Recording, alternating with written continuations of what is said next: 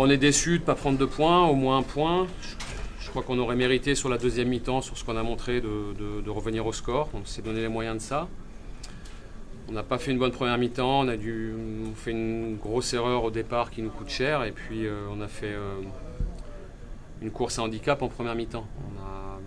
Ils ont 3 occasions, ils marquent 2 fois. Nous on en a 3 et on n'est pas assez adroit ou un peu en retard.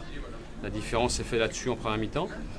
Et puis en deuxième mi-temps, on a corrigé, on a été nettement mieux, on a bien redémarré, on revient logiquement au score, on aurait dû passer à 2 partout. Voilà, ça n'a pas souri de ce point de vue-là, mais on s'est donné les moyens d'accrocher l'OM. On a, je pense, pris le dessus en deuxième mi-temps, assez nettement.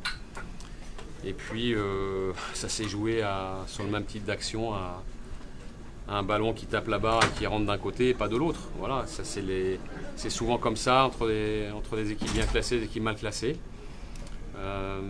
Ça n'a pas voulu sourire, mais je suis satisfait de la réaction et de la deuxième mi-temps qu'on fait parce que c'était une très bonne deuxième mi-temps.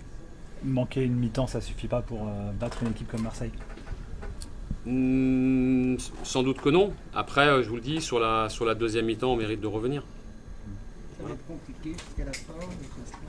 Ce sera compliqué pour toutes les équipes, en haut du classement et en bas.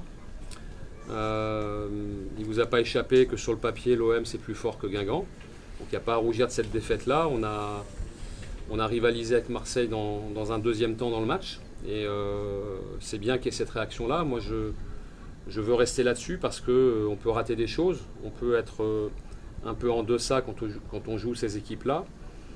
Mais ce que j'ai apprécié, c'est qu'en corrigeant et en piquant un peu les joueurs à la mi-temps, on a vu un Guingamp beaucoup plus conforme à ce qu'on est capable de faire.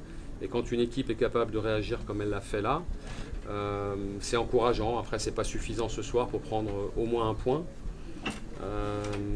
Mais on est toujours là. Il reste 5 matchs.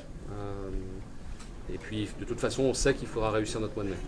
Sur quoi tu les as piqués justement sur cette première période?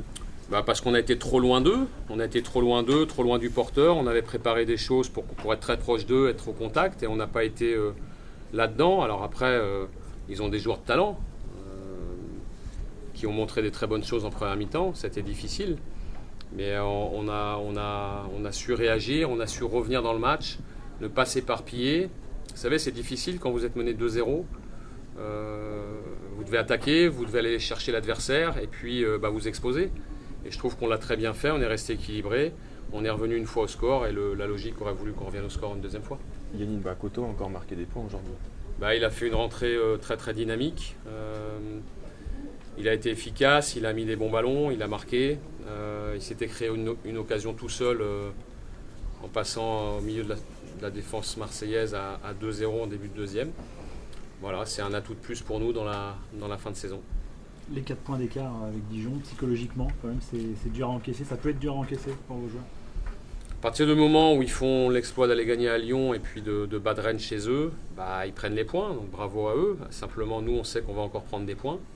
On va être là. Aujourd'hui, sur un week-end où nous, on joue l'OM, on n'a pas réussi à prendre 2 points. Même prendre un seul point, ça aurait été quelque chose d'intéressant. Mais il reste encore 5 matchs. Il y a beaucoup de points à prendre et on réussira notre mois de mai chez nous. Merci. Merci. Merci pour la première réaction du soir. On rappelle le calendrier sur les